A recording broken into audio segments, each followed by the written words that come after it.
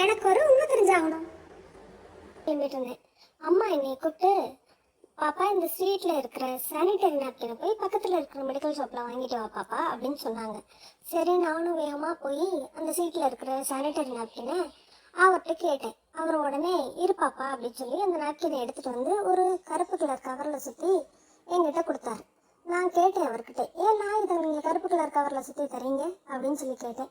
அதுக்கு நீ வீட்டில் போய் அம்மாகிட்ட கேள் பாப்பா அப்படின்னு சொல்லிட்டாங்க. நானும் வேகமாக கவரை கொண்டு வந்து அம்மா கிட்ட கொடுத்துட்டு ஸ்கூலுக்கு டைம் ஆச்சுன்னா ஸ்கூலுக்கு கிளம்பி போயிட்டேன். அங்கே போயும் என் ஃப்ரெண்ட்ஸுங்கிட்டையும் சானிடரி நாப்கினை ஏன் கருப்பு கலர் கவரில் சுற்றி தராங்க அப்படின்னு சொல்லி கேட்டேன். அதுக்கு அவங்க எங்களுக்கும் தெரியலையே அப்படின்னு சொல்லிட்டாங்க.